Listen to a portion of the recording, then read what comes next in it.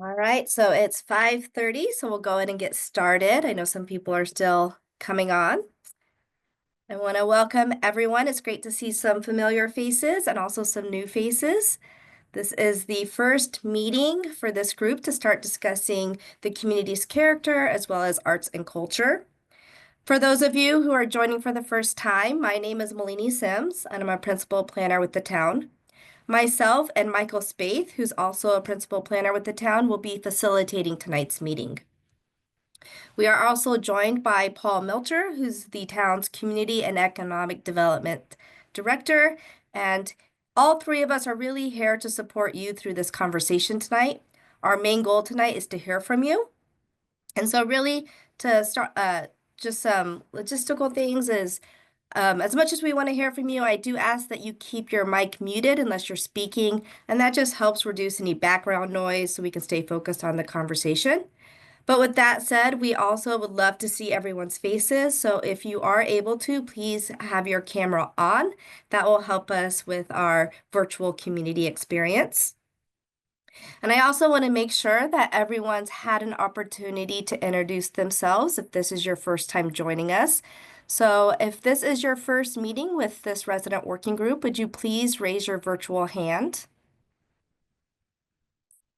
And so Frank, if you want to unmute yourself and introduce yourself to the group.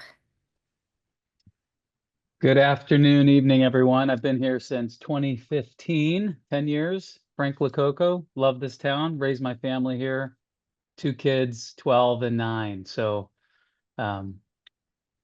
we need to coexist, families and all populations. So looking forward to it. Hey, thank you for joining us, Frank. Devin? Hi, everybody.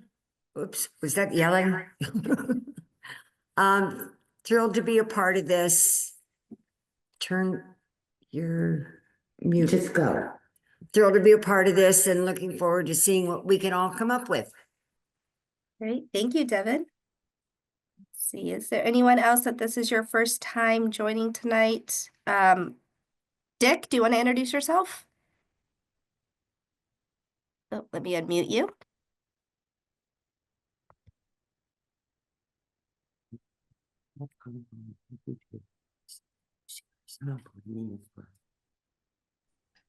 There you go.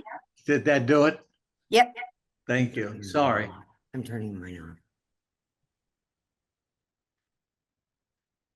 Do you want to introduce yourself to the group, Dick? I'm sorry. Do you want to introduce yourself? Okay, of course. My name is Dick Eckerding. I'm a longtime resident since 1988. My wife and I moved here, retired here. Fortunately, I've been lucky to work with the town for 34 years as a volunteer. And I've covered a lot of the waterfront. My primary interest in living here and working here as a volunteer boils down to primarily arts and culture. I started along with Bob Weedy, we started an organization called the Greater Oro Valley Arts Council, which evolved into SACA. We did a lot of things that were exciting. We had the symphony at the 4th of July in 2003, which I believe is the largest single event in the town. 8,000 people showed up by the police, and the symphony played the 1812 Overture, and they shot off fireworks. I watched Diane Loving start her wonderful organization, and she's a piece of work. And it's wonderful to see her involved with this thing. And there are some wonderful people in this community that if we just reached out and tapped them, I'm guaranteeing you we could just about do anything we wish to do. But I'm glad to be here. I must tell you in advance, I'm 92 years old, and that is a factor.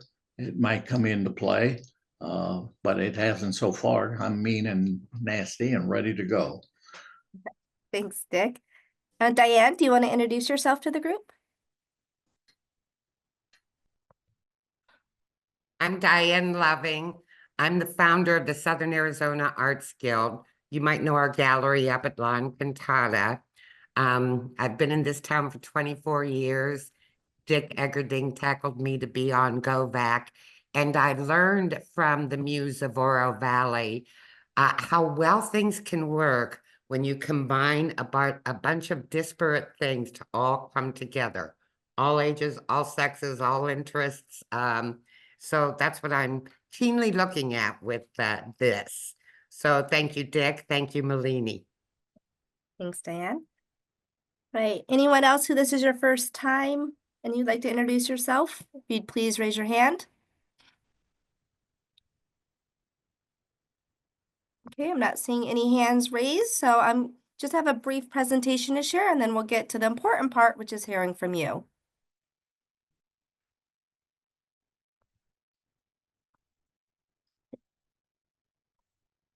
Oops. Stop sharing. Hold on, just one moment. Oops.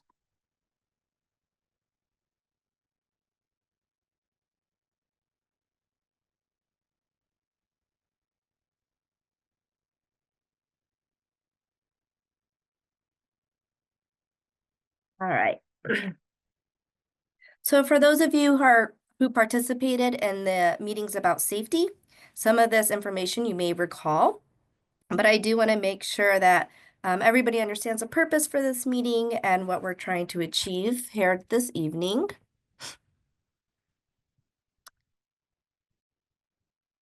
Oops. So tonight, our purpose is really to gather additional guidance and ideas from you all that are related to what we heard last year through residents through phase 1 of the project. The guidance provided last year, as well as what you provide us this evening, will be combined with any legal requirements for the 10-year plan to help create goals, actions, and policies. I do want to thank everyone who took time to answer the discussion questions online or send your information via email, as that's really what set the agenda for tonight's evening. Now, we do have a lot to cover tonight and about a diverse array of topics. This includes arts and culture. We'll discuss the central gathering area, what qualities or aspects are needed to support all ages, as well as high quality education in Oro Valley.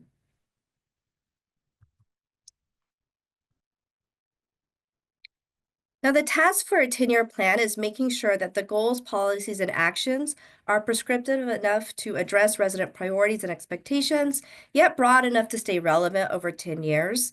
So the comments online will be consolidated to help formulate those goals, policies, and actions. And again, tonight really is focused on harvesting ideas and more guidance from you all, where the next meeting is where we'll focus on building consensus on the draft goals, policies, and actions. I also want to give everyone a quick update on the schedule of meetings for this group. So in 2 weeks, we'll meet again to talk about community arts and culture. But then in April, we'll go into a new topic area, which is parks, recreation, and trails. Now, we do anticipate there will be a lot more folks interested in that topic area, so we may need a third meeting for that. So we have right now tentatively scheduled another online meeting on Thursday, May 8th. It will be the same time. If that meeting is needed, I will be sending out emails to remind folks with about a week before the meeting, so you are aware. Now, before we dive into the discussion tonight, I do want to give a quick overview of what residents said over the past year, and this was mainly through a statistically projectable survey. So what that means is that the percentages you see on the screen represent all Oro Valley adults. So for instance, when you see numbers like a 58%, that represents roughly 24,000 residents. So when it comes to the community's character, arts, and cultures, well, one of the things that people value most about living in Oro Valley is that there's a sense of community here. Everyone's friendly, kind, and there's that neighborhood feel in the community.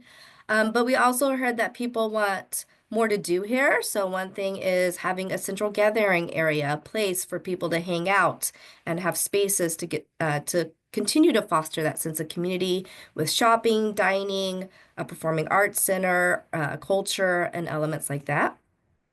Speaking of arts and culture, over half the community really value the arts and culture and want to see it supported more. Folks do want to make sure that the community stays a welcoming area and has more diversity, but also maintains being quiet and a peaceful atmosphere. Additionally, we did reach out to art groups, specifically the Southern Arizona Arts Guild, which Diane is not only represents, but is also a resident, so she is on the call tonight, and also the Southern Arizona Arts and Cultural Alliance, or also known as SACA. I did share those letters with those of you through email. They are also posted online, but just some summaries from what they said of ways to help support arts and culture is to think collaboratively, making arts part of Oro Valley becoming a destination and used as a tourist attraction. Also equally important is supporting artists themselves and involving them and residents through other aspects throughout the town, having pop-up events, encouraging businesses to help also recognize the arts, and then looking at some of our cultural assets like Steam Pump Ranch. When it comes to the community's character and people, again, folks really value that Oro Valley is a friendly community, wants more diversity, but also almost 80% think Oro Valley should be known as a family-friendly community. And some of the comments we heard at events and online were to be more family-friendly. So especially tonight, we need your help to understand and help further define what does more mean? How can we be more family-friendly? Making sure that we attract and retain a young workforce. And again, folks did tie in needing to have more activities, entertainment, and things to do as some ways to be more family friendly and attract younger workforce. But there is also an acknowledgement that we do have an aging population, so making sure not only are we being more family friendly, but supporting the needs of all ages in Oro Valley. And then lastly, 79% really think Oro Valley should be known for its quality schools and maintaining those educational opportunities. So we will be using a Zoom whiteboard tonight. So if this is your first meeting, I will be showing the whiteboard in a moment, but I do want to let everyone know that when we get to the whiteboard, there is a navigation menu in your lower right-hand corner. You can use that to help your zoom in so you can read everything. You can use the magnifying glasses to zoom in and out. You could also use that blue hand icon to move around. And just know that when you're doing that, that only affects your view. So you're not changing it for anybody else. But that will help you kind of be able to keep with the conversation tonight. And then lastly, I do want to remind folks of our ground rules. What these really aim to do is just to make sure that we're all treating each other with respect and being kind with one another. We do need everyone's help to make sure the discussion stays focused and efficient tonight. We will be kind of walking everybody through different topic areas, and we just ask that you keep your comments to that topic area. We will get through everything tonight, and there will be time for you to make additional comments if we don't cover something that you wanted to. But we really need everyone's help to do so.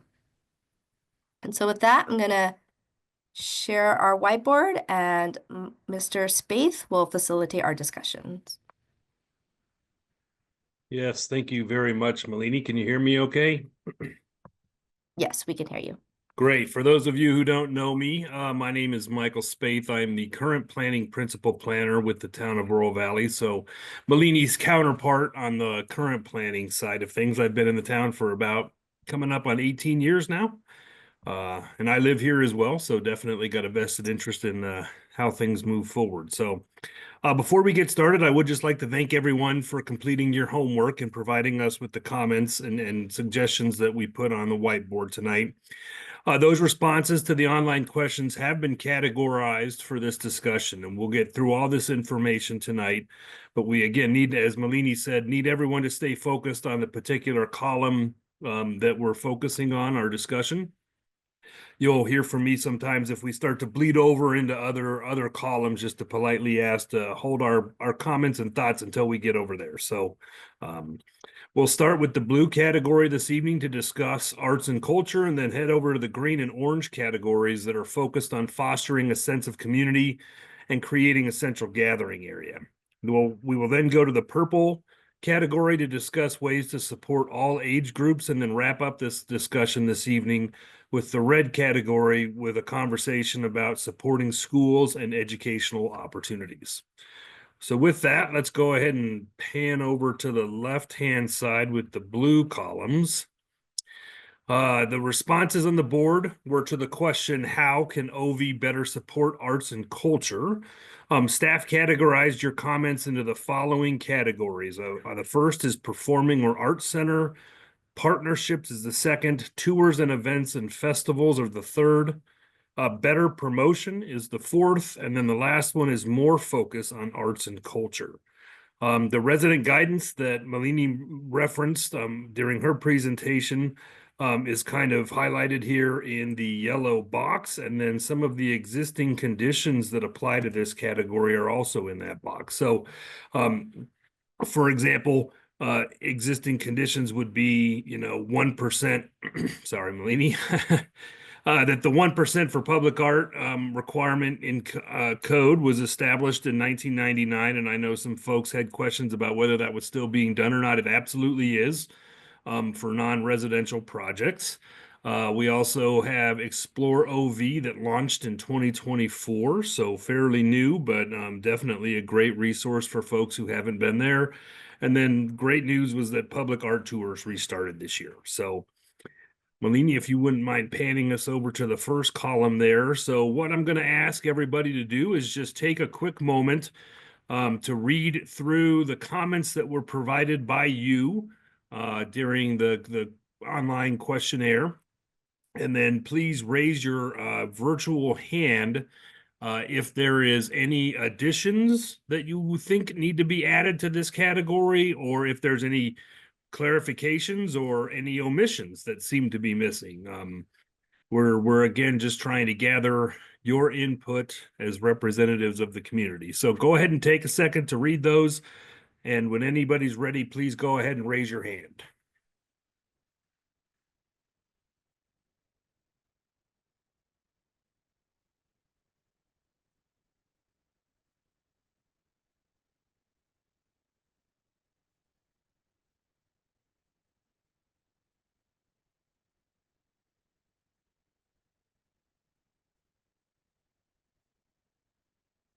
All right, yes, and I'm just going to call on you in the order that it popped up. So Sharon Beckman, and I apologize in advance if I butcher your last name. I'm not doing it on purpose. So please go ahead and unmute yourself and let me know your thoughts. You did not butcher my name. All right. It's a butchered spelling. So what can I really had fun reading through all these comments today and preparing for the meeting. And I was very interested in Diane Loving's comments about, bringing disparate things together and having this amazing impact when you partner.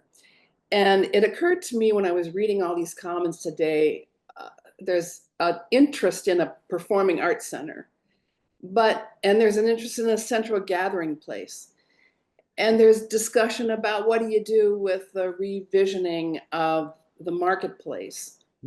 And it seems to me that in order to really do something that's forward thinking, we need to be thinking about what role does retail play in our community? Obviously, the marketplace was originally supposed to be all retail. Well, retail has changed. It's been totally thrown up in the air, and now it's become more, although bricks and mortar retail will continue to exist, it's more of an experience. People want an experience in retail, but they want that blended with other experiences, whether it's entertainment or restaurants, coffee shops, whatever. And so it occurred to me that focus on experience is exactly what the humanities is all about.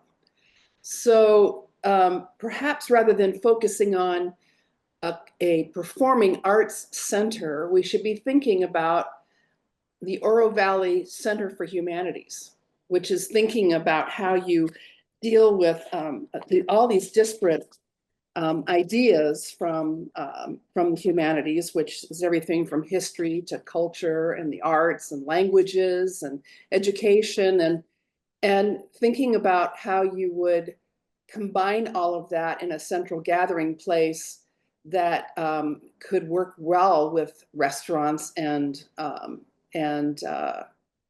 restaurants and coffee shops and walkability. And so I look at that, the marketplace as an amazing opportunity. And I think the biggest concern when you think about a performing arts center, and I've lived in the world of performing arts, I'm telling you, the big thing is capacity. And people usually overshoot how much space you need to have a true impact. So when we're looking at a community our size, you have to decide if we want to be a destination, or if we're just trying to serve our community, or both. So the capacity issue, I think, is one thing that can make having something that's truly bringing all the different aspects of the humanities together could really make something unique for the city of, or the town of Oro Valley. That's it. Absolutely. Thank you for that. And you'll notice as we're hearing your feedback and comments and thoughts, Ms. Sims is going to be adding those to our whiteboard to make sure that we capture our discussion this evening. So thank you very much, Sharon. Bill?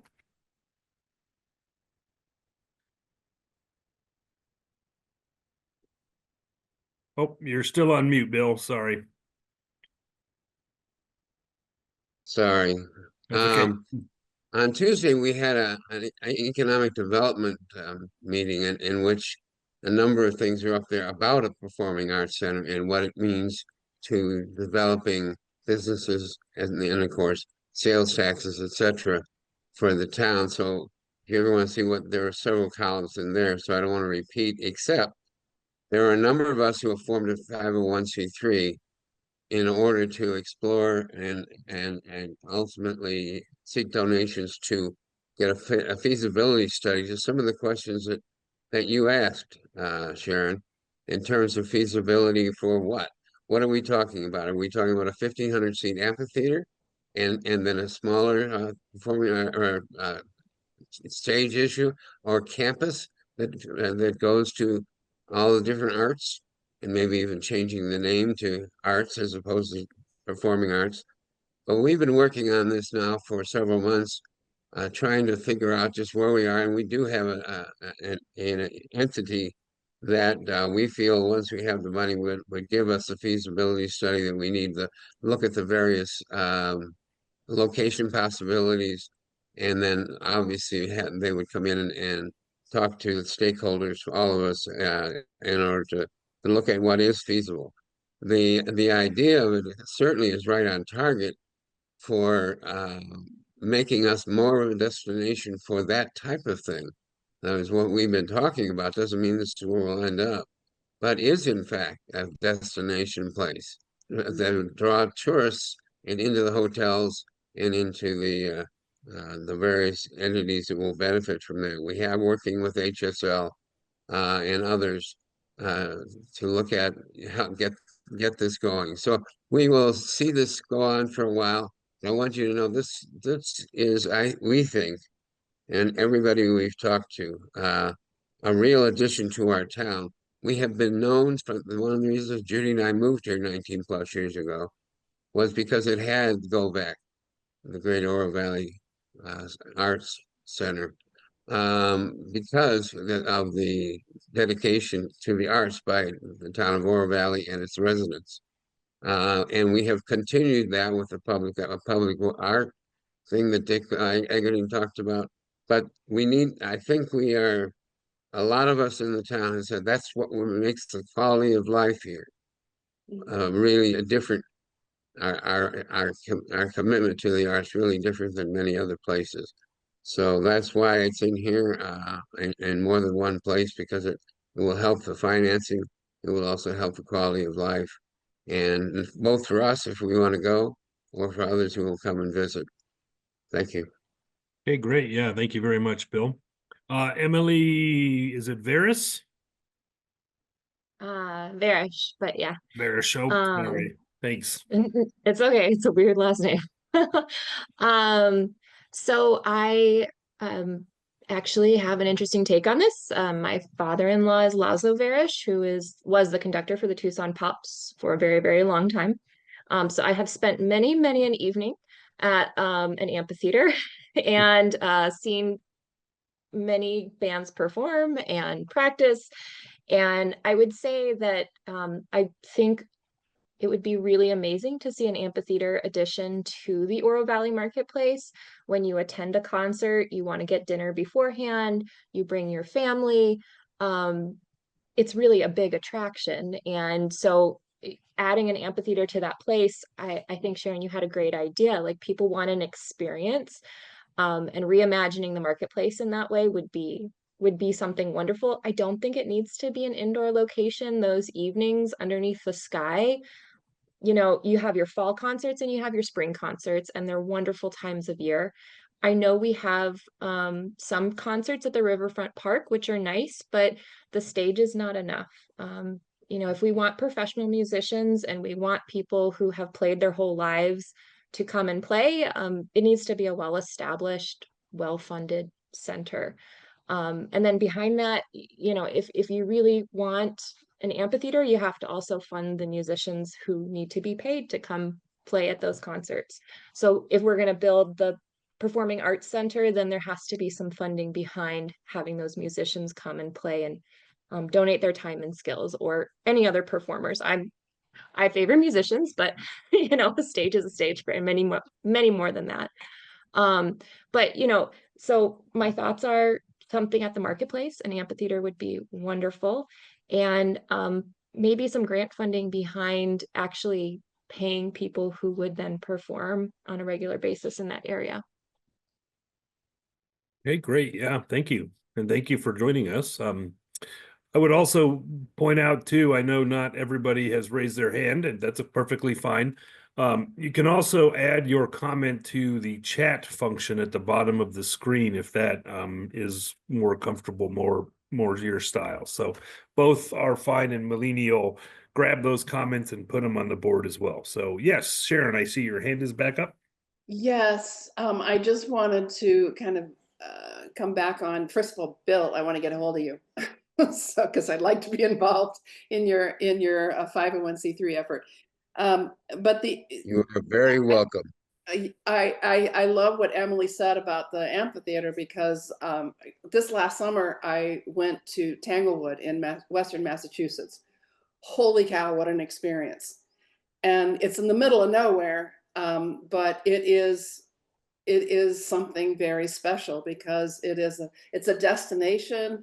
It really feeds the restaurants that are in the little local town, the restaurants, the businesses, the tourism. It's really wonderful.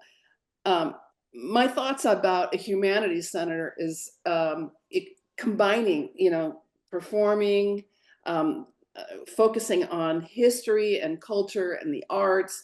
It could be a full campus of opportunity that brings a lot of different interests together.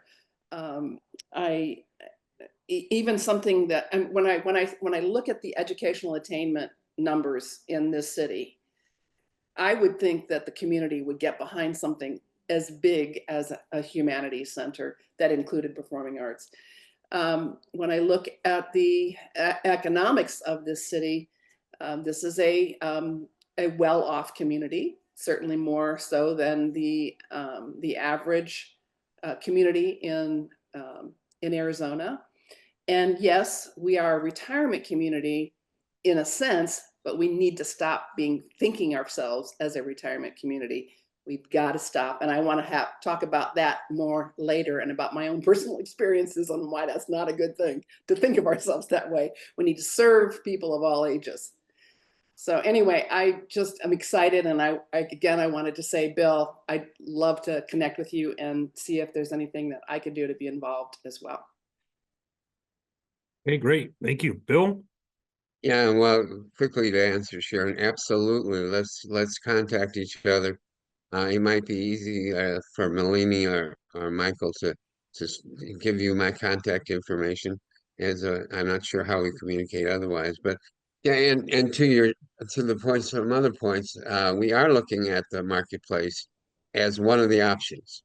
It really depends on what size we're talking about, et cetera. And we are talking about a campus, which would have educational benefit and a smaller theater because for people like the Oro Valley Theater Company that has had 8 years, it survived COVID and everything else of sold out performances. I will have to say it's not a conflict of interest, but I do need to say that my wife Judy is in fact the artistic director and the chair of the board of that company. But it is very successful. But they perform at the Gaslight Music Hall, which is fine, but it has 200 seats, and we have to split our revenue with the Gaslight. So and my wife has met with a number of other performing arts groups around especially the northern part of it, Tucson and Oro Valley and Marana, and actually some of us came, and some of them came to the town council to talk about the economic development aspects of it. So there is a nucleus there to go, and it's early enough that all these ideas absolutely could be ones that could grow as we see just what funds can we raise if we get the feasibility study by professionals to understand where and how big and what's likely. So thank you, Sharon, Thank and you. we will get in touch. And I'm going to have to keep us moving along here to stay on schedule, but I did see Diane raised your hand. If you've got one last thing on this, please. Yeah, it was my understanding that Town West was going to have an amphitheater down there, or at least a small performing space as part of their design. Yes?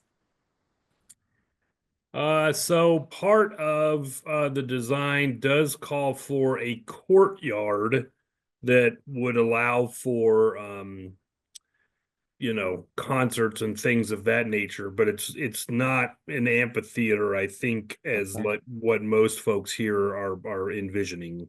Well, but you know what? When they come back to negotiate for whatever it is they're going to want, you can also negotiate, let's make that courtyard bigger. And I just wanted to say too that I love the idea Sharon had about a humanities center. I know that Bill, with your comment, I agree about performing arts, but I think that maybe at least starting out, it might be nice to look at what could we bring, whether it's art, whether it's stand up, whether it's a single singer or Emily, a full orchestra.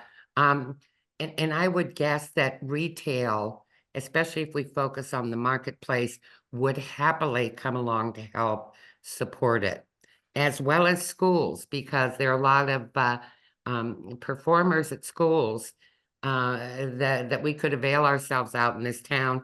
And when they perform, they bring moms and dads and grandmas and neighbors, and everybody benefits.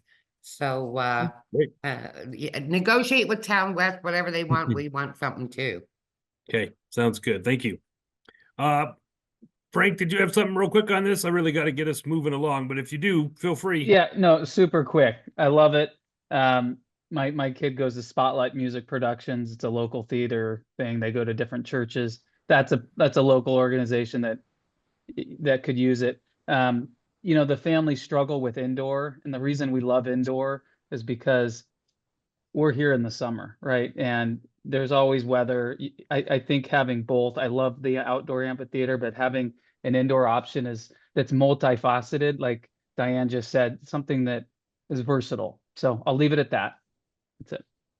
Sounds good. Thank you very much. No, great conversation on Performing Arts Center or Humanities Center. I think that's a great idea as well. So yeah, we got all those down and more to come on that conversation, obviously. So kind of piggybacking off that, obviously some folks kind of referenced this. So in terms of partnerships, If you guys want to take a quick second and read those 3 comments that we categorize there. Again, same approach. If there's things that need to be clarified, elaborated on, are there additions, anything from above?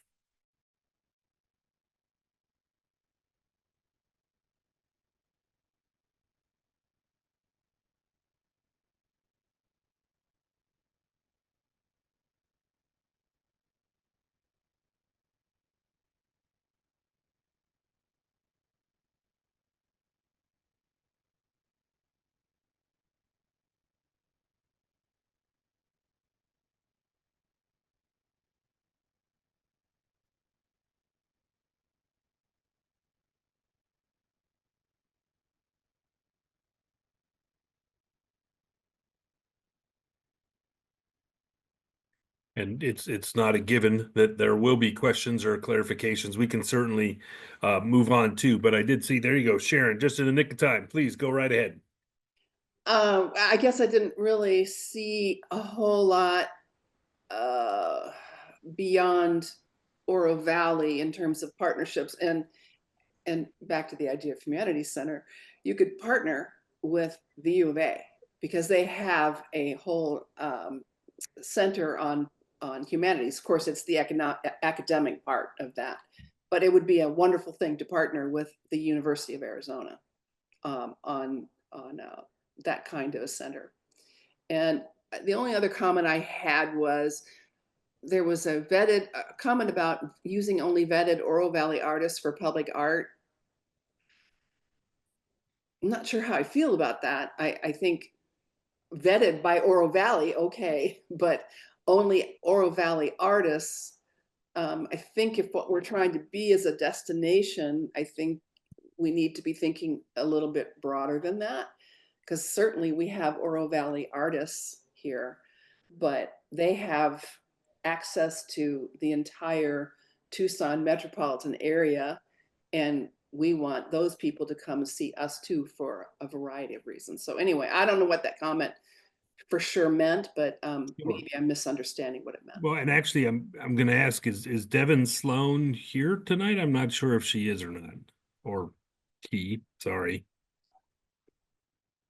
you can look in the participants list, I guess. But Yep, I'm here, Sharon. okay. Thank you for Sorry, your. there you go. Sorry about that. Thanks for your comments. I was thinking because we're Oro Valley to make sure, well, and I guess vet means, only Oro Valley. But I think probably maybe first come, first serve, we get first crack at it. And if I'm reading your comment, I read that as you're more referring to things like the actual public art, paintings, mirrors, sculptures, as opposed to like performers. Is that correct? Or maybe that's a distinction you can make for us.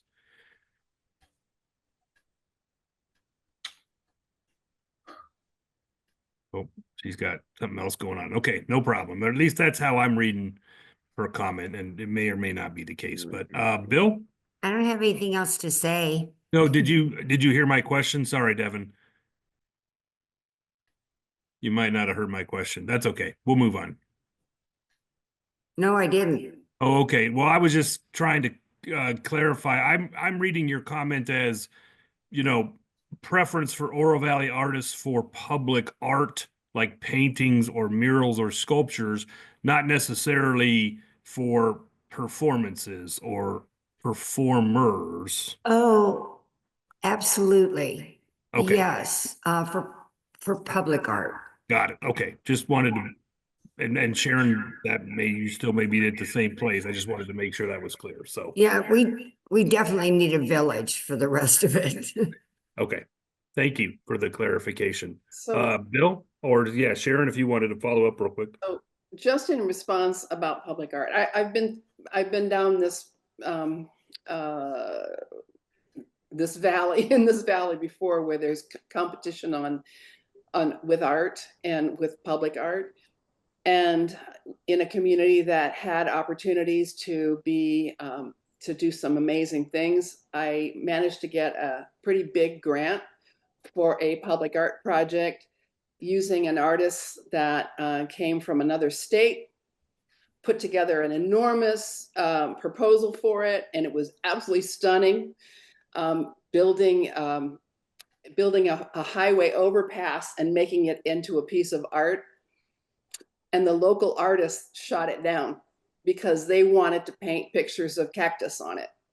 And I just went, okay. So I don't think it's always just focusing on the local input. I think there's opportunities that are broad, and they celebrate the artist as a whole and the vision as a whole. So I really wouldn't want to just totally focus on all the public art being from local artists, but certainly they should have a shot at it. You're right. They should be competitive in that opportunity. I agree. Sounds good. Bill? Yeah, a couple of things, and I try to make a note because I'm forgetting things all the time now. So I'm trying to. Me Now I'm too. trying to read my handwriting. A couple of things. We have been in touch with Pima County, with Sun Corridor, with a number of the regional folks who can help us with this, and they're all have a major interest in helping us make a performing arts center of some sort. And again, I said earlier, perhaps it's not a performing arts center, it's an arts center, but also looking at it as a campus, and also looking at getting a theater space that is indoors, but much, much smaller. It would not be by itself the kind of attraction to bring people in. That would be more of a Tucson region area that theater companies could in fact rent space and get 400 people in to see their shows. For instance, there's no question that the Oro Valley Theater Company could fill 400 seats every time. And as would all these others who have become involved. So that, that information about getting other people, the symphony, we're reaching out to the symphony, to the U of A. We've already reached out to the U of A to see what we might be able to do. So thank you for the ideas, and please let them keep them coming. And if you do want to get involved or talk to me further, or and the group that we're working with, here's my email address. B Rodman, B as in Bill, Rodman, RODMAN, 11, the number's 11, at gmail.com. And it's Bill Rodman.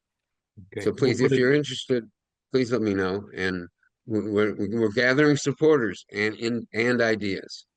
Thank you. Yep. Thank you very much, Bill. We'll put it in the chat too, so folks can see it there. Yes, Dick, please. How are I didn't know how to See put you. the hand up there. No problem. My computer expertise is right back. I'm still using a typo.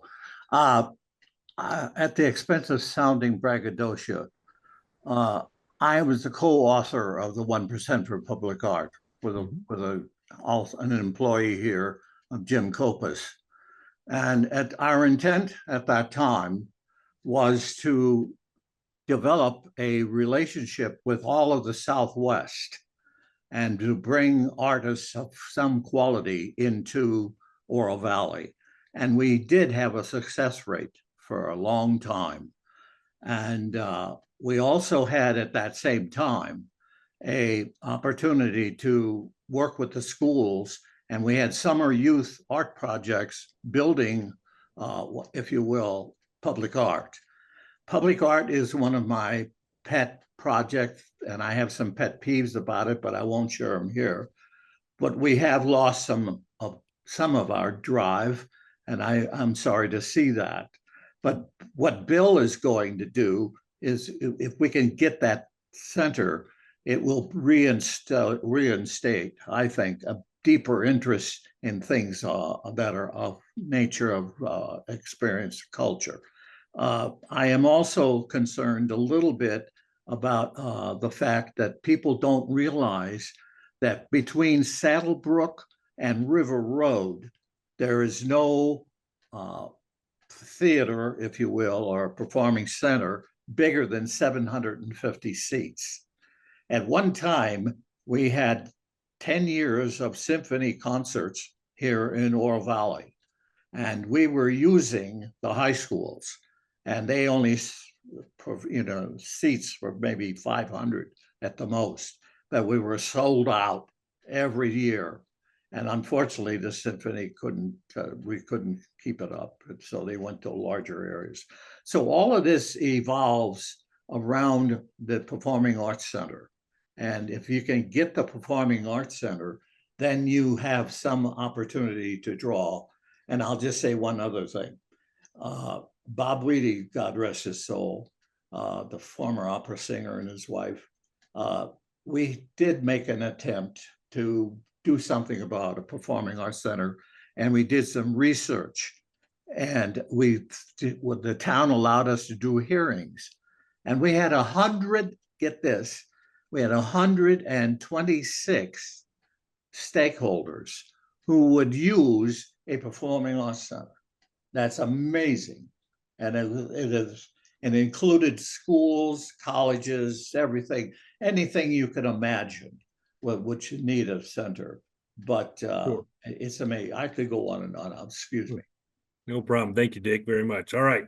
I'm falling behind here, so sorry. Bear with me. We're going to keep moving. So please take a quick moment to read the comments under tours, events, and festivals. And again, just like previously, any additions, questions, omissions, anything of the above, please. Diane no, hand went down. Okay, thanks. Yeah, if you've got more comments about Performing Arts Center, please go ahead and put it in the chat just so that we can keep moving on. Rosa, please. So I wanted to move on to the festivals, if that's okay. Yeah. I just wanted to say that I think SACA is amazing, and the festivals that they do are just top notch, and utilizing that to kind of emphasize culture here, and even to bring in people from outside. Like, I think it would be a great destination weekend type thing, come to weekend festivals, especially if you can get different performances on the different days to keep people's interest for more than one day. So I just wanted to say, utilize what we already have, and our relationship with SACA is a good one, and they put on some great festivals, and I attend just about every one of them. So, and I know that, that they're popular and people do come from other places. So I think that's one way to kind of nail down something that we could count on as sort of one of the pillars of our, bringing, maintaining, a cultural kind of feel to Oro Valley. Absolutely. Thank you. I would second that. Mike Weisberger? Yeah, hi. I had the comment there about having a major, major bands and performers, like kind of in rock and pop and more popular music. There was something that happened, it was maybe, 8 to 10 years ago, and it happened 3 times. I was not here for that. I'm just wondering if there's anybody who was around for Oro that. Valley Music Festival. Yep. Yeah, any learnings from that? Because to me, that's a great way to get people into town, particularly because the festival season for that kind of music is typically in the summer, and we would offer the kind of weather that could get people here off summer. So just wondering if there's anything to be learned from that.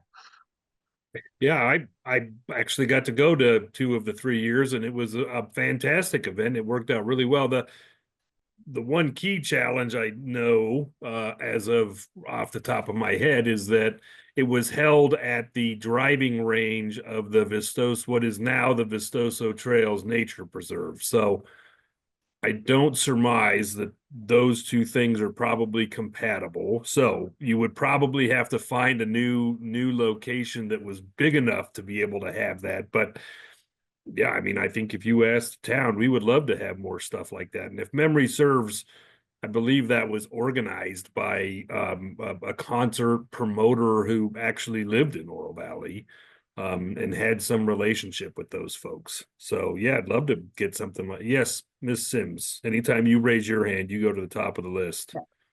Oh, sorry. I was just say, yeah, it was organized, I believe, by iHeartRadio, and they stopped doing those. I was Okay. just at a neighborhood meeting where somebody also mentioned it. And that's what our constituent services told them, that it was always organized by a third party. And then when they stopped, we just didn't pick it up at the time. So if anybody knows anybody, Emily, you seem like you're pretty well connected. Get the word out there. We need another Oro Valley Music Festival. But yes, your hand is also up, so please go right ahead. Festivals are not in my repertoire, but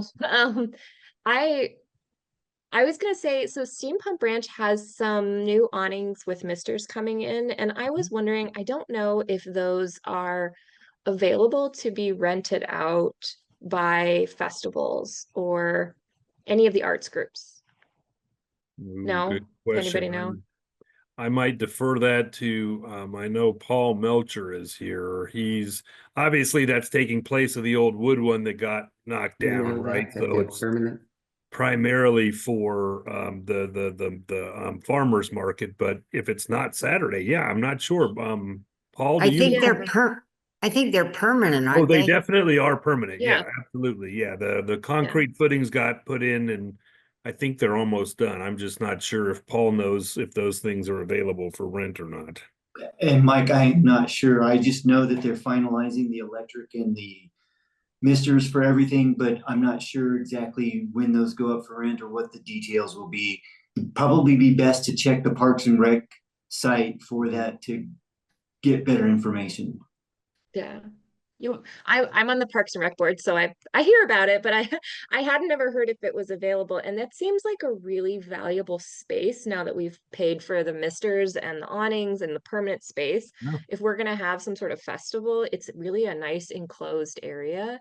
So to allow for that space to be used, especially as it gets hotter, by someone other than just the farmer's market, I think could be a cool idea. If you're on the Parks and Rec advisory board, you've got as good a connection as any of us do to the Parks and Rec director. So, Well, I just don't know if it can be rented, is the thing. Like, I don't know if that was something, but that's my idea. It's like, sure. let's No, I think open it's it up great. to this performance. Okay. And Mike, I might have misunderstood the question to be only to the farmer's market area, but the Steampunk Ranch is subject to rent if you're looking at the larger space. So you can rent those for weddings, private events, or it would be if an event producer was looking to come in and rent that space to put something on, that would be available as well. Does that help answer the question? Yeah. Yeah. So like maybe Okay. just promoting it and letting, people know that they can use that space, because that would be awesome for a festival. Yeah, absolutely. Thank you. Great question. Diane Loving? I was going to say that Saka is terrific, but we go to that well a lot and there's only so much they can do. And as you're talking about this music festival, Dick and Bob Wadey started it just because they liked music. Everybody knows somebody.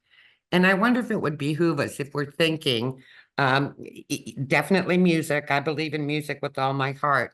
But as Sharon said, humanities, think all the humanities. People with ideas, people who know people, even in this group, somebody knows you can rent those tents. Devin Sloan sitting right here. If you had a meet and greet, maybe a humanities or arts and culture meet and greet, that if you belong to any type of organization that is interested in any of the humanities, to come and bring your A game and your contact list. Because I think putting on another music festival would not be that difficult to do. There are a lot of bands out there who would love to play, some of them probably for free just for the exposure or to sell their merchandise. I'm just thinking of a way to try and get like-minded people together to share the expertise and contacts that they already have. So we aren't reinventing a wheel all the time. Sure. Absolutely. Okay. I got to keep us moving, but yes, Rosa, please, if you've got one last thing to.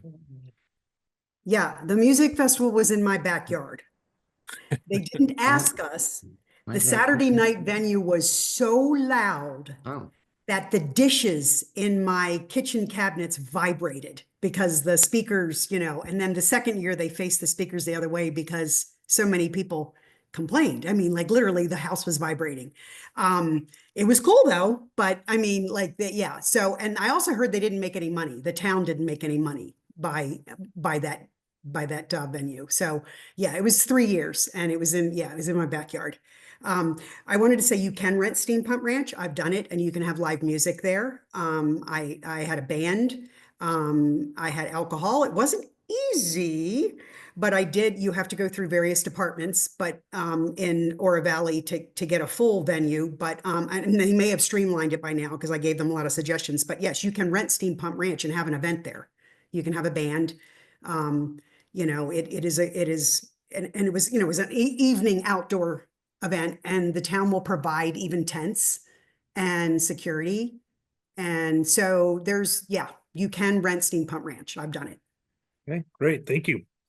All right, just to keep things kind of moving along the train tracks here, how about we take a look at the column under better promotion for existing historic properties, arts, and culture. And again, if there's anything missing, needs to be clarified, etc.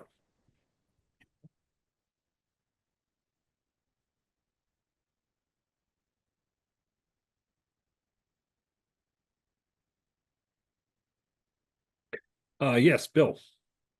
Well, it's I think the Visit Tucson situation with the town canceling that contract with them, we obviously needed to fill that gap to promote our town. Now, granted, I'm not arguing whether that was a good idea or a bad one, but that would give us, I think we've hired somebody to do that.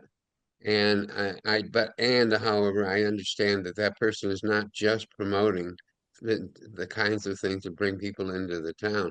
It also has some other responsibilities. I think the town is set up to do this and to promote. And maybe it does cost $500,000 if Visit Tucson did, but I'd love to be sure that, I think her name is Crystal, has the kind of support and budget she needs to do this kind of promotion. It's brand new for the town, and I have no idea whether it's great or it's not great. It's just I'm concerned that we're starting something from scratch as a town, and we've got to be very sure that we need the kind of really full-time help in bringing people to our town, because 30% of that sales tax gets paid by tourists. So thank you. Sure. Yeah, and that's right up Mr. Melcher's alley. So I'm gonna tap him in and let him go. Thank you, Mike. The only thing I would add to what Bill was saying for the group's edification is that the town actually has we've kicked off our leisure travel study.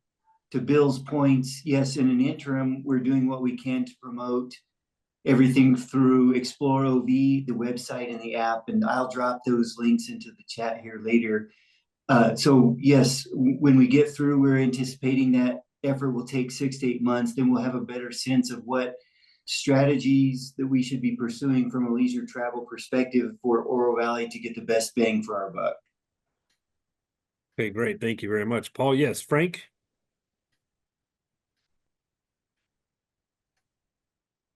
Oh, his hand went away. Okay. There we go. Here I go. Okay. You know, Tucson has the mural travel. I don't know if you've seen it. It's a nice little booklet, and it tells you all the murals around, and families make a day of it. You know, they travel around and they look at all the murals throughout the city. And when Dick was saying, you know, that I love this art, you know, I see it everywhere. There's so much of it, and I don't know, you know, if there's a way to promote it and do something fun like that, where whether it's online or interactive map that tells you about the art. Just an idea. Okay, great. No, we love it. Yeah, thank you. Diane? I was going to say Oro Valley does offer tours of our art. You know, I know that it shouldn't be all put on the people who are already working hard for the city. And that's why I'd like to see other organizations involved. They've got a lot of people who do a lot of volunteerism in any organization I know that would be thrilled to get something off the ground that they're passionate about. And I'm pretty sure that Bill, you probably know theater people that at the onset, they're happy to advise, consult, and help and volunteer to do so. Again, I think if you could get some organizations together, I know when we bought the community center, and there was the reception, ribbon cutting, I said to Mayor Hiremath, "This is terrific. Your walls are empty. Let me get some art up there for you."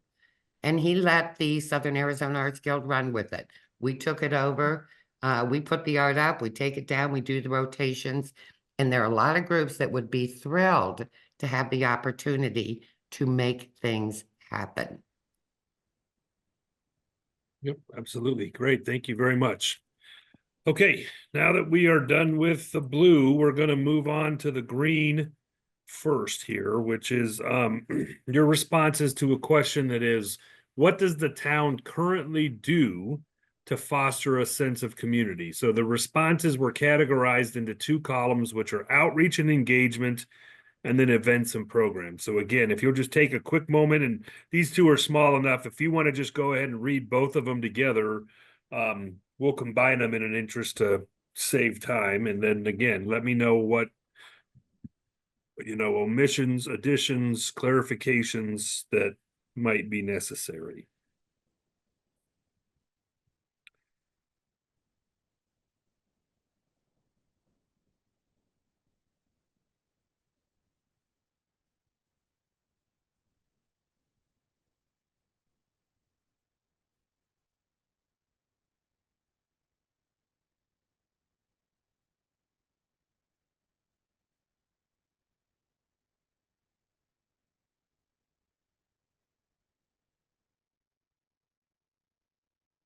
Yes, Emily, please go ahead. So I was wondering for the outreach and engagement, I hear almost every time there's an event, like I didn't know this was happening, or I wasn't aware that this was going on. I feel like I don't know if the town has like a social media like influencers, or it sometimes it just feels like the word doesn't get out very well. And I don't know if it's because the measures that they're using are outdated, but I wish there was some sort of like survey on how to best reach out to the community, because it just doesn't feel like it is it just doesn't feel like it's happening. Like when we had the 50th anniversary party, it was amazing. And the amount of people that I heard say, I didn't know it was happening, it was really upsetting, because I could see how much money went into it, and a lot of community members just didn't get to show up and see it. So I'm just not sure where, and I don't know what it is, but I think there's got to be some sort of study done, or to figure out how to reach the community and the people who are now looking for those events. Sure. Great comment. I mean, so we definitely do have our communications department is on Facebook, it's on Twitter, it's on Instagram. Of course, if folks don't follow us, they don't see it necessarily, right? So yeah, maybe we can certainly, and I'm sure they already do, work on getting people to follow Oro Valley AZ, whatever it is. But yeah, by all means, we're always trying to do better and be more better notification for folks, for sure. So yes, Dick, please. I've been sitting here thinking how I could best address this without getting too excited. Devon is being too modest. She's a hard worker. And I want to comment about the Historic Society in particular. Pat Spurl, myself, and Jim Cree, who was the town founder, started the Historic Society. And it all came about because we had a committee called the Land Conservation Committee, where we were determined to pass a bond issue to buy Naranja Park and to buy the Steam Pump Ranch. And as luck would have it, we were able to get that bond issue passed. And the Historic Society came into play. And unfortunately, for whatever reason, and I shan't go into any details, it hasn't really gotten off the ground like it should. And as a matter of fact, the town has had very little support for it. And I believe it would be terrific if the Historic Society could have a master operating agreement with the town that made sense. and give them a little buck here and there. For example, we were able to get the ranch designated as a national designated site, meaning that no changes can be made without the approval of the people that own the place or are involved with the place. There's a lot of things that can be done there with that ranch. And unfortunately, the buildings are falling apart. We had a committee that came up with a design, and that design was terrific. And those architects are still in business downtown, and it wouldn't take much to contact them to get them back. But I believe we need to do something to support the Historic Society that gets them off the dead center. And Okay. once again, I take my hat off to Devon. Yes, absolutely. Okay, well, with that, we're going to move on to the orange category, which I know there's a lot of comments and focus on, and rightly so. It is qualities for a central gathering area. As you can see, we do have several empty columns on this list that serve as additional questions that we came up with that we need your guidance on as a group. So couple things to keep in mind as a few folks have already mentioned. Obviously, the most recent changes to the marketplace have already been approved. So, going back and changing things beyond what's already entitled is another process that, will take some time if that's what ends up happening. And ultimately, with the way the town is currently situated in terms of available land, establishing a central gathering area will almost certainly require some form of long-term redevelopment somewhere, wherever that happens to be. So if you want to just take a quick second and look at the first two columns that you guys provided answers on in terms of what qualities make for a good or effective gathering space, read those two columns and then let us know if those, again, if there are any additions or clarifications, or if there are other things that weren't on there, we can put in the other category just to the right.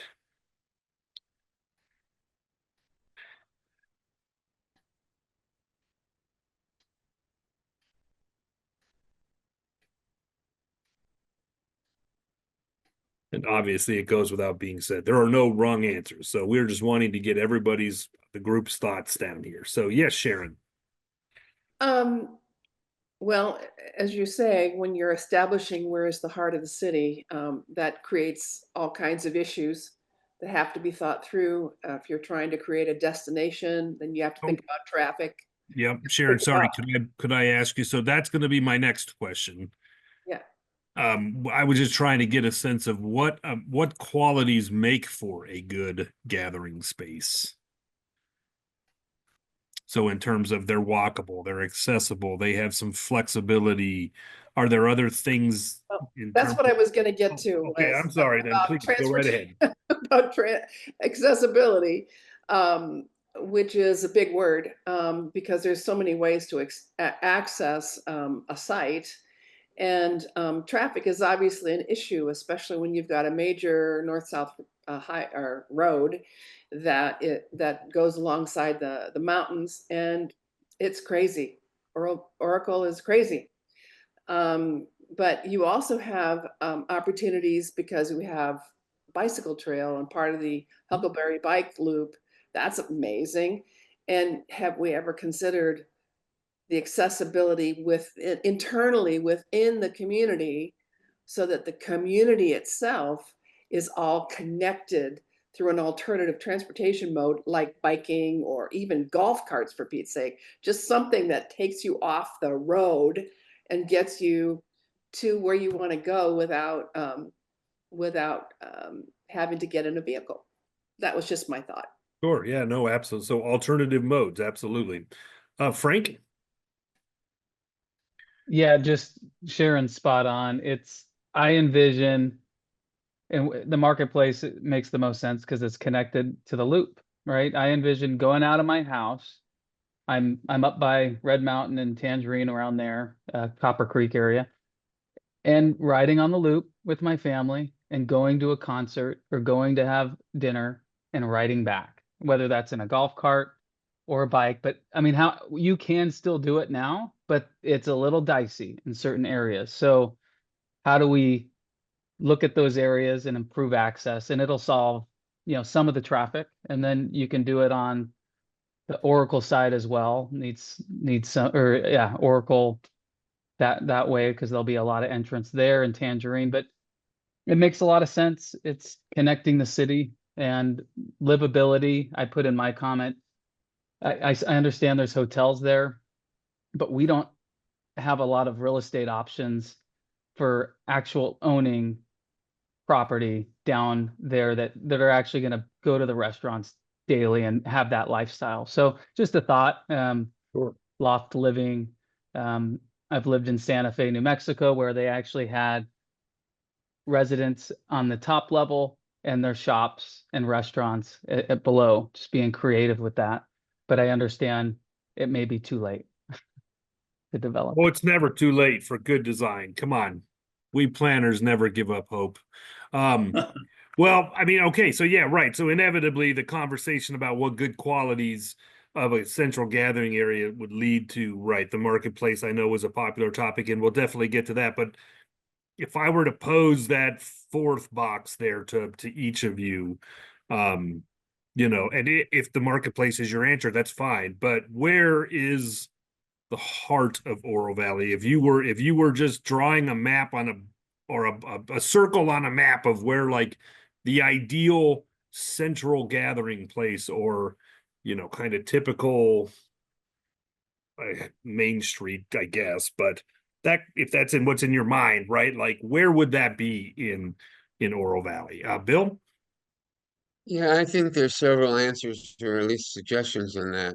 One would be the Rooney Ranch property that the town now owns most of, which is on the east side of Oracle, opposite where the Target Shopping Center is, but that whole area. And again, I have to look at the feasibility of the land, etc. And the town would have to figure out whether or not what it wanted to do with that property. I know it's been talked about quite a bit for police headquarters and other things, but I think that's certainly one to look at. The second one that I would talk about perhaps would be Innovation Park. I think it's east of the Roche, who we are talking to about this issue, and there's no residents around it, so you could build things there. Perhaps it might not be doable in some of the other locations, but I would think, we could build a downtown. The Innovation Park one is very close to the marketplace. Speaking of which, and could be enveloped into one big area without starting everything all over again. The marketplace, as you know, has a lot big open spaces, especially where the Red Lobster used to be and where the festivals have been. So those are my suggestions. Thank you. No, absolutely. Thanks, Bill. And I may add, I meant to add before we started this conversation about central gathering places too, is if you haven't read our existing general plan, that is something that was prioritized by residents at the time in 2014, 2015, and 2016 of getting some sort of, downtown area, some sort of central gathering place, and the actions and policies of that plan were pretty broad. And so, working with this group, and then of course the development group, we're hoping to try and kind of narrow down the broadness, if you will, of that idea a little bit, so the town has a little bit more to go off of moving forward. So just keep that in mind as we're talking about this, I guess. So Ms. Sims. Thanks, Mike. And I just want to reiterate that when you're thinking of the heart of Oro Valley, keep in mind it likely will be something that's redeveloped, that needs redevelopment over a long time. So a lot of the current areas like this around the state, like in Chandler, Gilbert, Phoenix area, it took 10 to 30 years for them to do it. And they did look at, there's coming up, to mind is like Chandler Avenue, Gilbert Road. Those are areas that took a long time, little steps here and there to get to where they are now. So just keep that in mind too, that So it it can be doesn't- something that's currently already developed, not that just has potential where Doesn't have to be something that's kind of the least path of resistance per se, right? Like it can, if it's the most appropriate location, it can be developed over time. Yeah. So, yes, Sharon, please. So I want to get back to the issue of when you think about where is the heart, how accessible is it, and who are you trying to attract? Is it just our community, or is it the destination point that you're trying to I guess if you're asking me, I would say it should be both, right? Like it's definitely too. something that Oro Valley residents take pride in and can Right. frequent very easily, but it's enough of a draw that, yeah, like folks exactly? from Tucson and Pima County want to come too. I feel the same way. And one of the reasons I feel this way is because I did my stint in Saddlebrook. And thank God I'm back in Oro Valley. Yep. But I did my stint in Saddlebrook, and the comments that I used to get sitting on some of the committees at Saddlebrook was always, why don't people come up to see us? Why don't people come up here to go to our restaurants, or why don't people come up here to support our activities up here? And I'm going, why don't you go into Tucson? Why don't you go into town? Because the reality is it's a long drive. It's a hike. And so there is a natural relationship between a pretty huge population of people with money that want to spend it, and they want to spend it in Oro Valley. And so that is a population that you need to be thinking about. How do we access that group of people that have resources to spend in our businesses and generate revenue? It's a great opportunity, and it's still growing. And they have few places to go, and Oro Valley has an opportunity to stop them on their way into Tucson and say, no, there's something much better for you to look at right here, including performing arts centers and restaurants and so on. Well, So, and I think it might have been you, Sharon, or somebody earlier mentioned that nowadays things are becoming more about experiences or the destinations, right, to draw people in. So exactly. it certainly has to factor in for sure. So yes, Diane. I was going to say the expedient answer is the Oro Valley Marketplace, because there's more than enough parking already in there. There are the trails. There is land there. However, I loved the idea when presented 10 years ago, was it, the Rooney Ranch? And I don't think the concept was bad. I think it was weakly presented. And if you come up with a vision, I think you need to bring the people along. The people want a center of town. They wanted it back then. I think they want it now. And so I say, just pick something and go for it. I don't know that Steam Pump Ranch is big enough. Certainly not if you want to accommodate the police and everything else. But that is a little gem that just screams, look at me, right across from those mountains. And I think much more could be done with Steam Pump Ranch. Pick anything, I'd say yes to it. Just if you would just start with it. Just think 10 years ago, if you Yep. had started then, how far along we would be.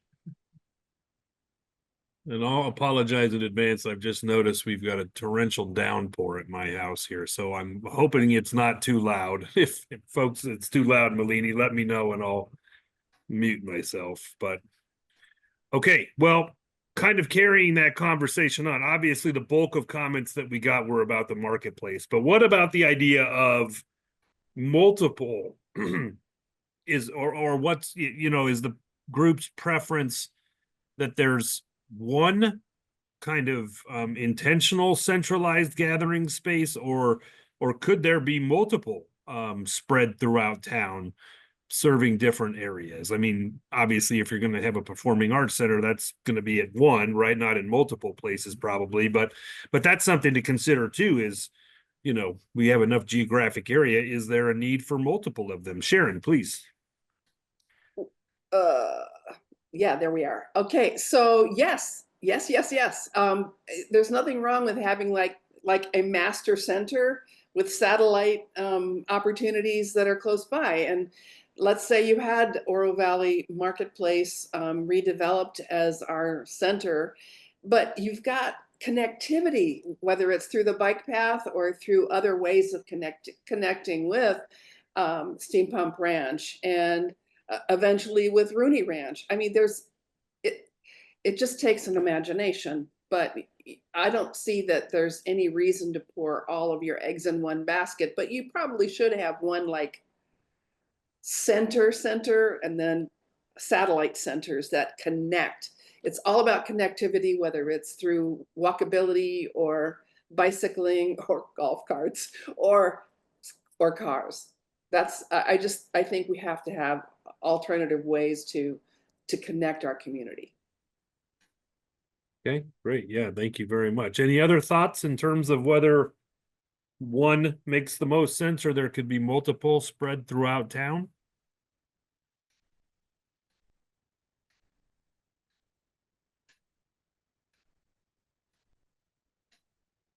No? Okay. Well, and just keeping moving along. I mean, again, obviously the bulk of comments that we received in this particular category were about the use of the marketplace and moving forward. But if you guys want to just take a moment to read through those comments, let me know if there's anything that should be added or better clarified. Or if you have questions about the state of the marketplace, I can definitely provide some updates on that. I have firsthand knowledge of where it stands.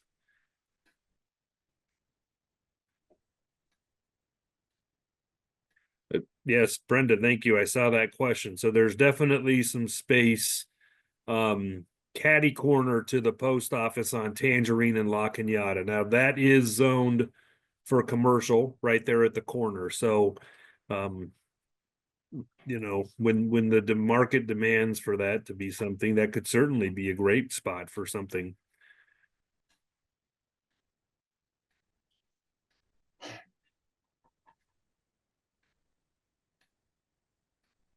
Yes, Bill. We've talked about this earlier tonight. I'm amazed that Town West and HSL, the other partners, are still hanging in there. What they had wanted in that was more hotel and apartments, as well as a recreation area that would have coffee shops and splash pads, etc. It would have made a absolute gathering place and people walking out and shopping. It would draw in retail because they know they would have people to sell to. Unfortunately, it really got watered down in order to get approved. And I don't know what their plan is and whether they're trying, I shouldn't even say this. No, I'm not going to say that. I don't know what the future is, but if we're going to do something at the marketplace, we better get it because they're trying really, they finally got approval. It will take another 2 years probably to do whatever it is that they want to develop.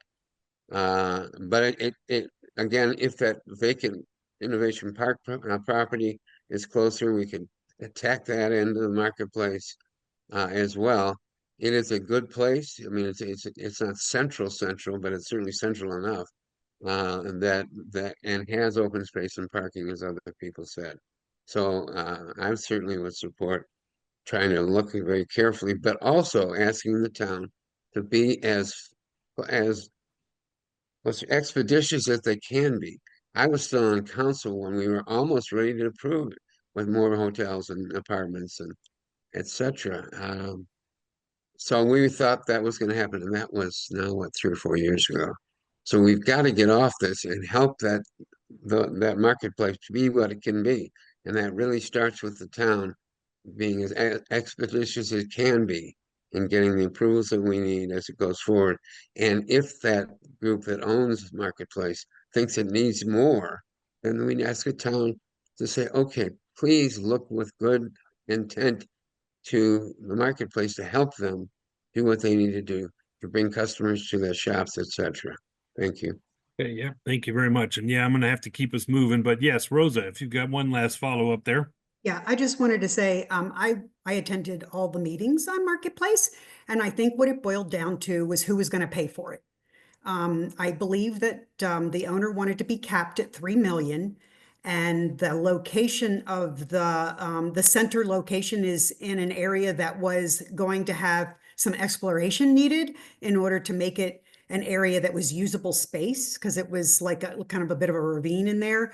So the issue was it could end up costing the town all of the impact fees. That's my understanding. Michael, you could correct me.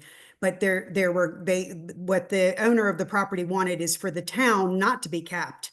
They wanted to be capped at $3 million towards doing this. And my understanding is we could have been upwards of $9 million for that courtyard center area. And I think that's what held it up.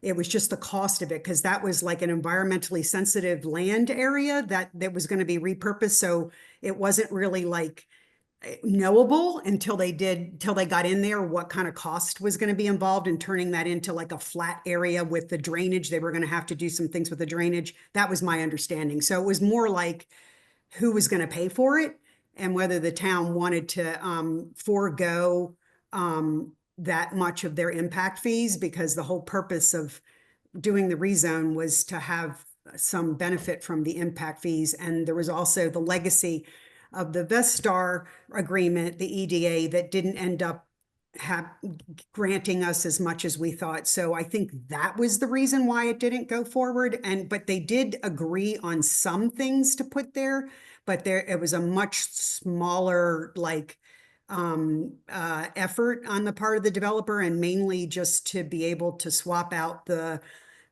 amenity lands of the apartments to that area. And so it's not going to be anything like what is being discussed here. But that was my understanding. I mean, I followed it because I was very interested in having like a courtyard, big entertainment center and all that.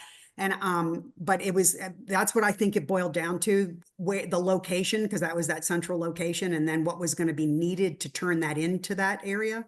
So anyway, I just wanted to add that. Yeah.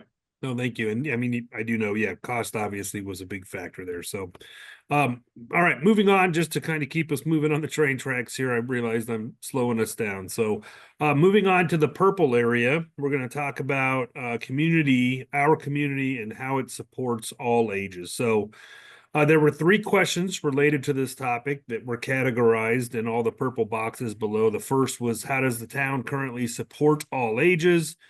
How could Oro Valley, excuse me, be more family friendly? And how can OV best support an aging population? So some things to have kept in mind in this category, if you will, is that the, Oro Valley's median age is just a tick over 55.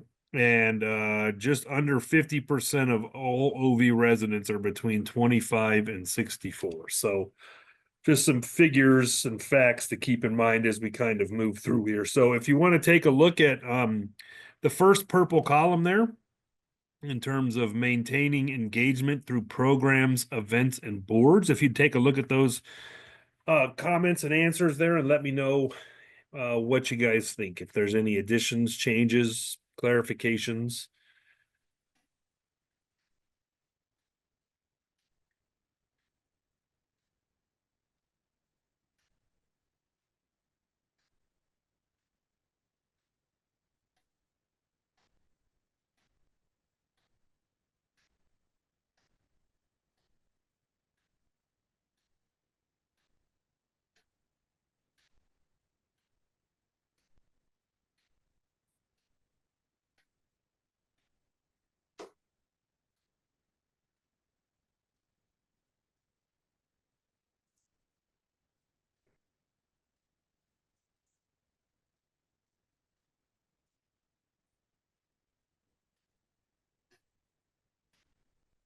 And again, any thoughts that you guys might have, please go ahead and raise your hand so that I can see you. Yes, Frank, please go ahead. So overall, I think we do a good job on both sides of this.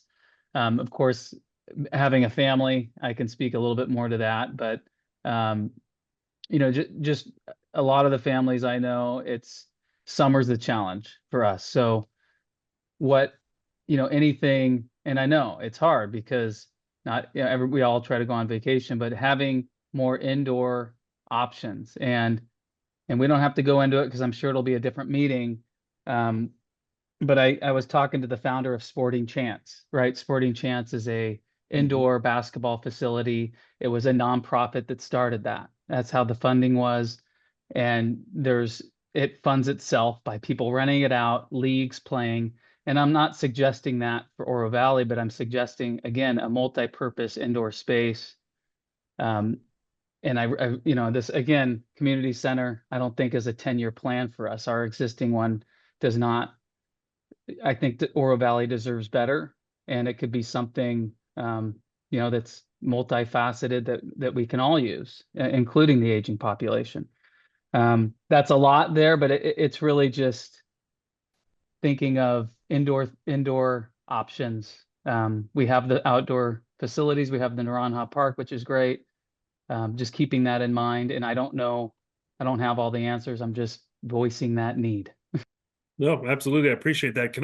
Frank, can I just ask, was that comment really more meant under the opportunities for more programs, events, facilities for families column? Yes, I'm sorry. I commented worries. on a different product column. No worries. That's okay. We just wanted to make sure we put it in the right column. So,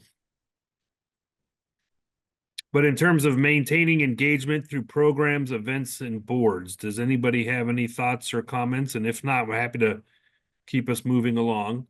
I'm not seeing any hands go up, but if we can always go back. Oh, Sharon, yes. I just raised my hand because of reading through the comments.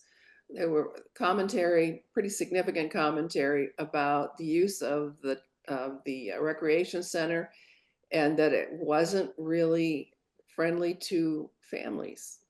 Is that true? I use it, and I see families there, but not as much as I would expect. So how does that work? Good question. Do we know whose comment that was? Where did you read that? I might just see if they can elaborate a little bit for us. I hope it wasn't me, but I moved here. Every time I took my kids to the pools were being used by different, you know, leagues or such. So that's just my only experience.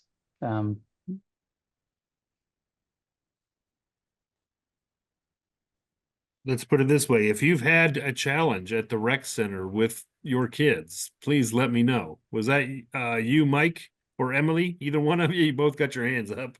I am a member of the rec center and I have young children, so I can speak to my experiences there. Sure. It is definitely favored towards the older population. You know, one way that happens is that the rec center is funded through insurance programs. So you can get a membership there through Silver Sneakers or similar programs for free as someone who qualifies for that. But if you are a younger person with a family, you have to pay out of pocket. So it's more costly to be a family member there. The childcare services compared to those of like the YMCA or LA Fitness are not comparable. So for the same price, you can go somewhere else. They have more expansive play areas, better toys, more staffing. The stuff that would be interesting to a family, like a younger person who's wanting to be fit, is not at the rec center. Classes that are higher intensity or more challenging for a younger person than someone who might have some mobility limitations, the classes are pretty limited. So my experience is that the community center is geared more towards someone who is of retirement age. And that's why you probably don't see very many people who are younger or younger kids there. No, great. Thank you. Appreciate that.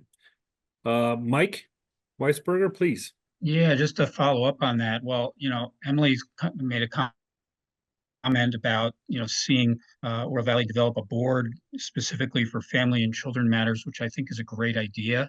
And my comment right below that is that the people who are often heard from tend to be, people like us, seniors who have more time. Emily is kind of a lone voice in the wilderness sometimes, trying to, pursue the agenda that is of importance to her. And I think that we need more Emilys to be heard out there. And maybe that's the way to do it. So I think that's just a great idea. Something definitely worth pursuing.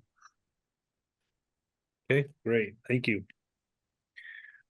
It sounds like we kind of overlapped a little bit with the families and facility. How about opportunities for more engagement? Has anybody read that column? Any questions, clarifications, omissions?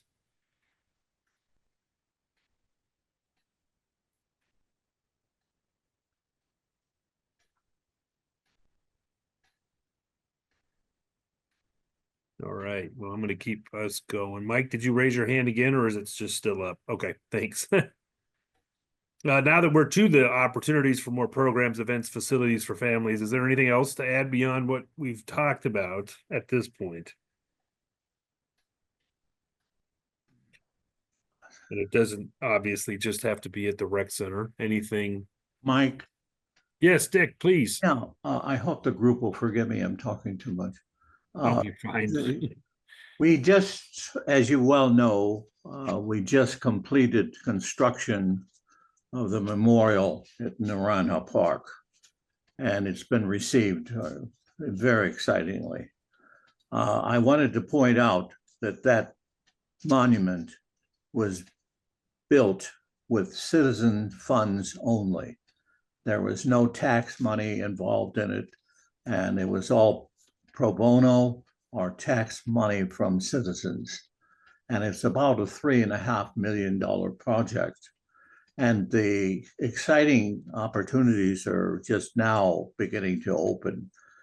We are being contacted by all kinds of military organizations, police organizations, hospital organizations, all of whom want to use the memorial as an opportunity to promote various anniversaries, et cetera, of meaningful events.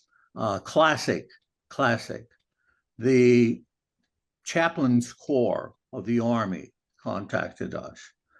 If you aren't old enough like me, I don't think to remember, but during World War II, there was a troop ship that was going to Murmansk from Newfoundland of troops, and it was torpedoed.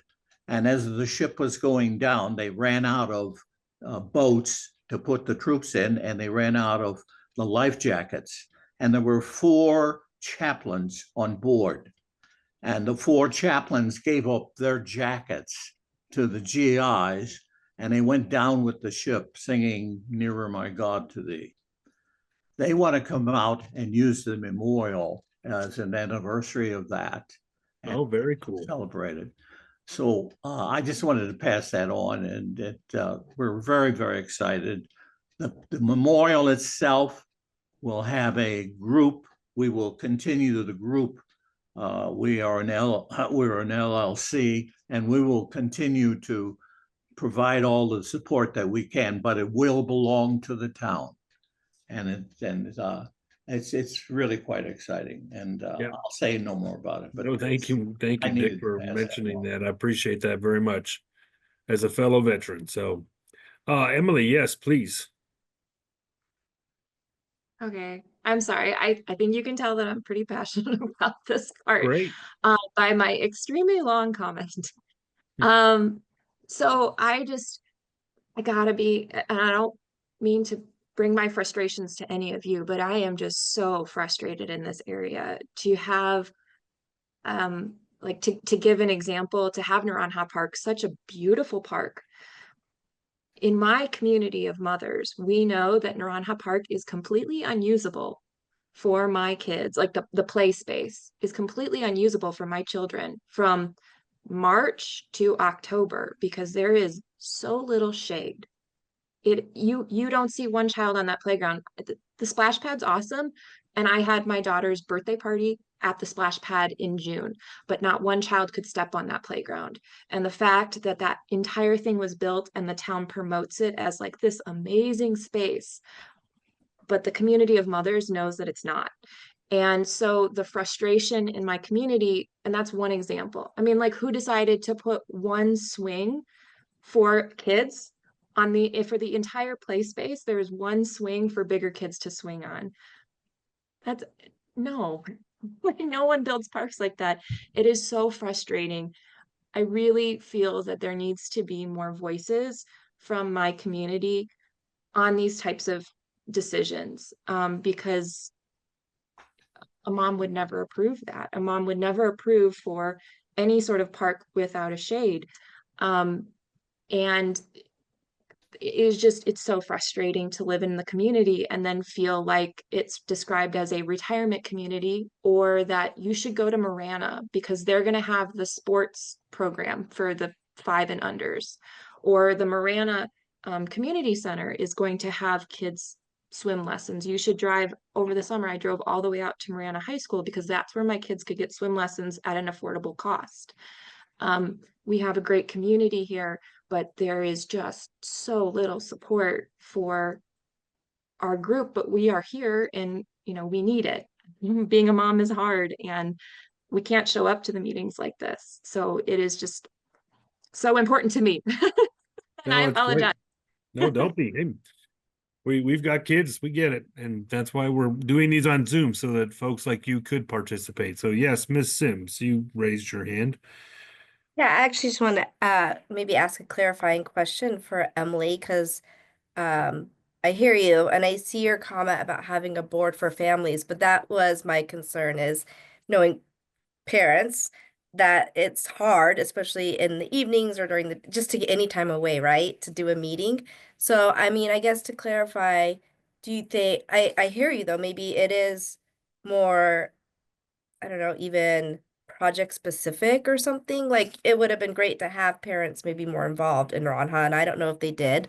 That's not my area, but maybe if we can maybe talk a little bit more about how to give a platform for parents that we know also works for their schedules and abilities and convenient for them. We'd love to hear your thoughts.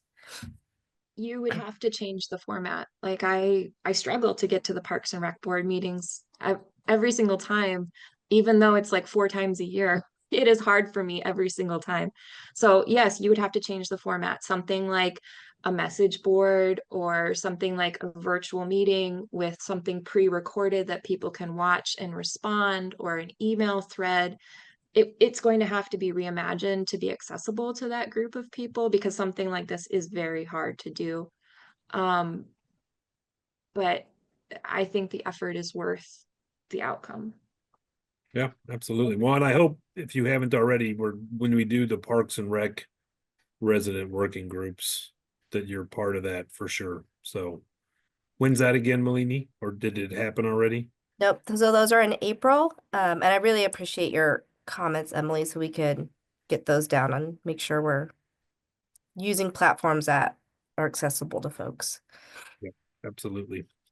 Yes, Miss Rosa, please. So I want to say I empathize with Emily. I raised both of my girls here, and I came in 2006, and there was just nothing here. And I actually agonized over whether to move here, because I moved here because of my aging parents, and a lot of young families do that. It's really amazing how many do that. So I used to drive to Marana all the time just to go to the Y, and that was pretty much the only thing. There was nothing, I mean, nothing. Even the playground at James Cree, my daughter broke the arch of her foot on that playground, and now we just replaced all the equipment there. I mean, the equipment was in bad need of replacing like a long time ago. So I think part of it, Emily, is finances. When they were doing Naranja, it went way over budget, and I think a lot of the shade got cut out just because it couldn't be afforded. But like, if you send even an email to council and express like your frustrations, I think that when the budget cycle comes up, maybe some things can be reworked in the Parks and Recs budget to maybe prioritize something that if there's like 10 moms that can't use that, playground, I think they would want to know about it because I think it was just finances. Like this is what it all boils Yeah. down to every time. Like Usually is the Naranja, first thing to get cut, right? Yeah. yeah, I mean, the shade, like there were extra bathrooms too that they had to cut out. Like just to have what we have was like the double what they budgeted for it.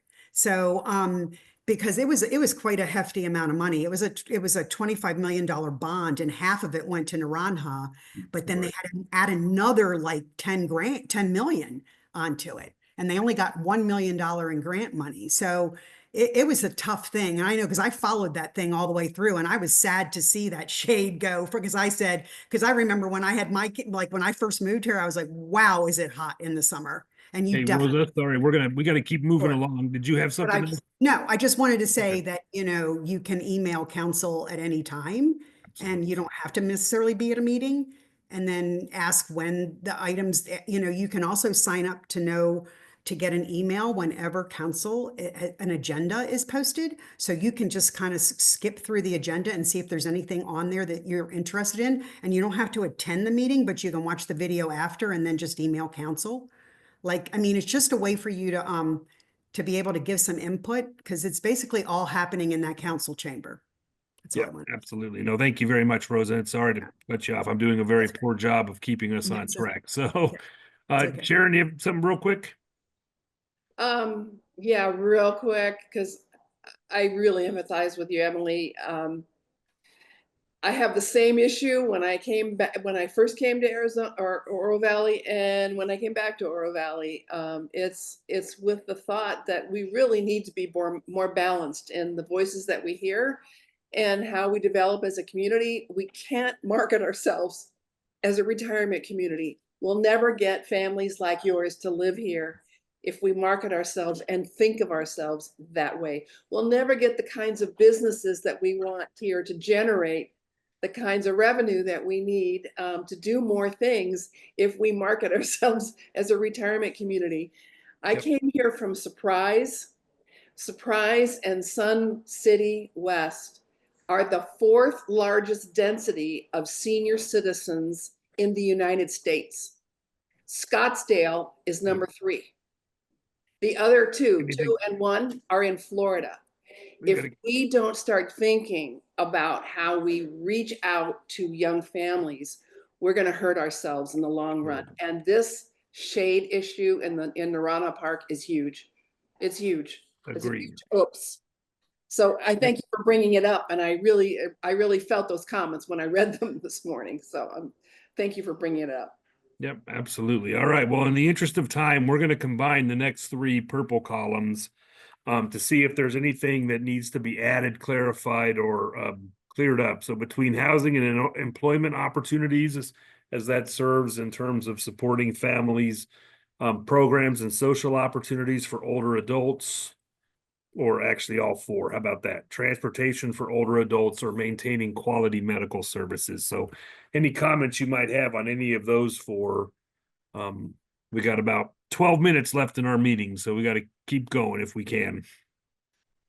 And we will definitely discuss parks more in the meetings in April. So by all means, make sure that you can attend those. Yes, Sharon. I have one comment about medical services for older adults. We really need to up our game. The hospital is a wonderful thing. I love it. I love that I live so close to it. But not that long ago, I had to be transported from Saddlebrook, and friends of mine transported from Saddlebrook. And guess what? Hospital doesn't have a cath lab anymore. Can you believe it? They closed it down. So somehow we have to do better. We have to do better and create more opportunities for health services at our hospital and through all of our medical partners in Oro Valley.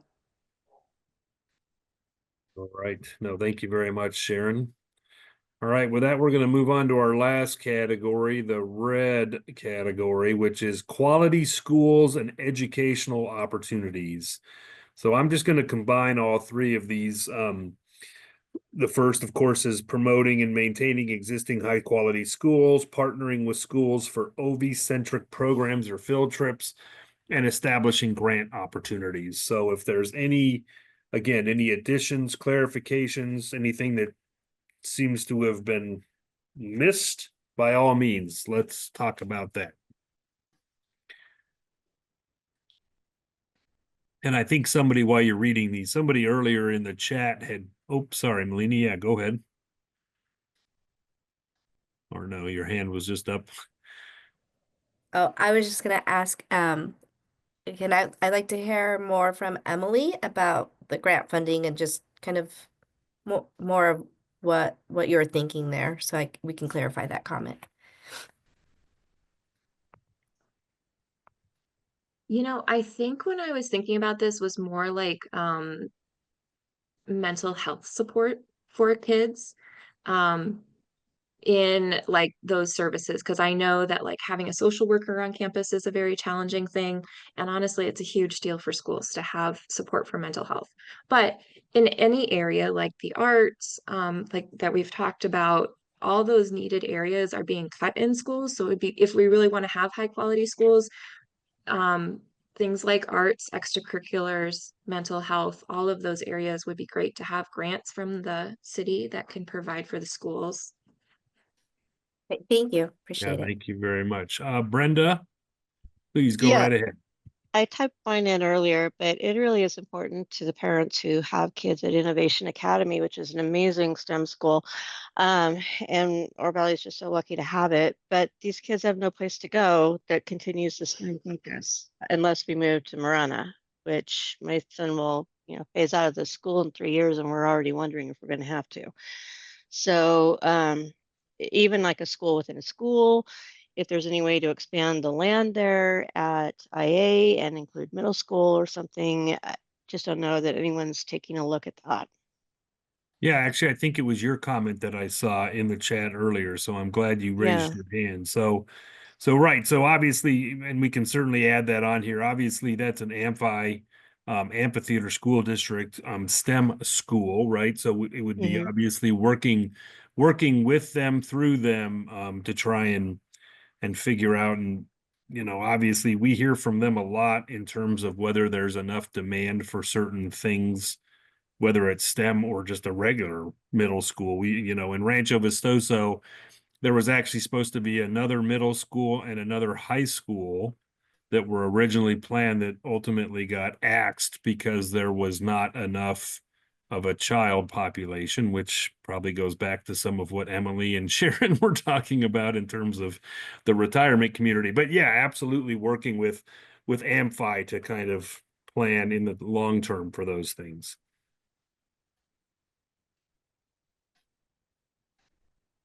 Anything else on these three? Yes, please, Emily, go right ahead.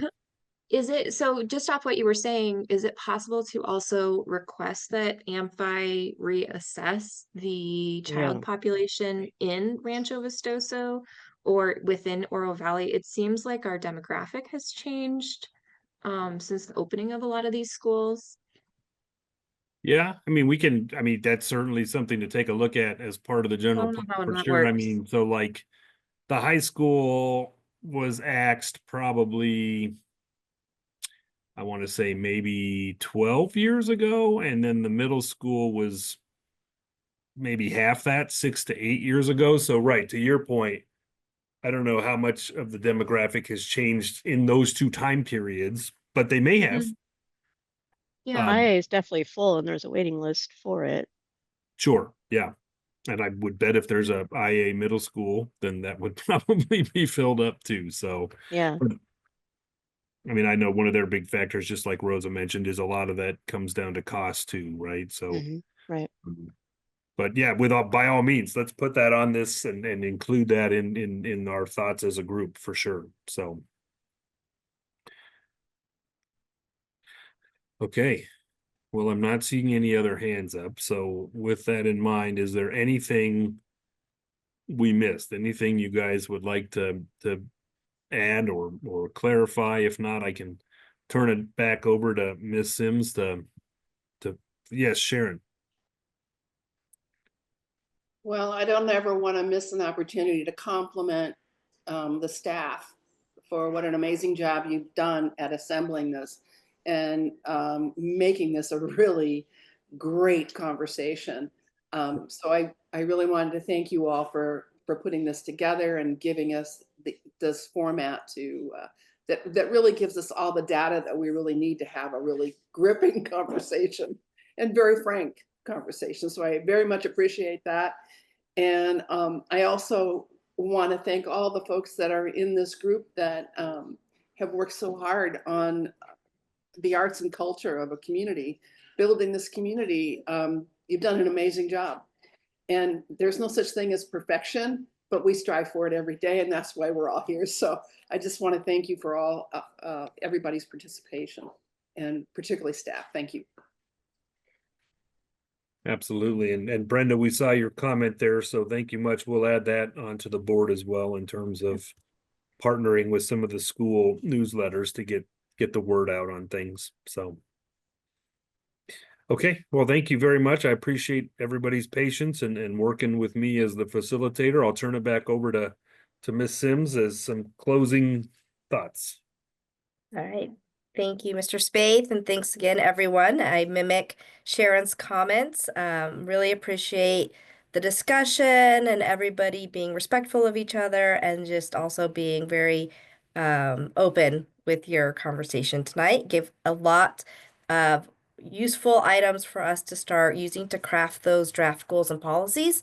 So that will be your next meeting. So on March 27th, we will come back together and we'll have draft goals, policies, and actions for you guys to discuss and provide feedback. Our biggest thing is we want to make sure that they accurately reflect not only what we heard last year, but especially the additional guidance you gave us tonight. Keeping in mind that we need them broad enough to stay relevant for 10 years, but specific enough that we're getting things done in the next 10 years, right? So that's always the fun part of the 10-year plan. But with that, thank you all, and hopefully you don't have to drive in this weather tonight. So have a good evening. Thank you.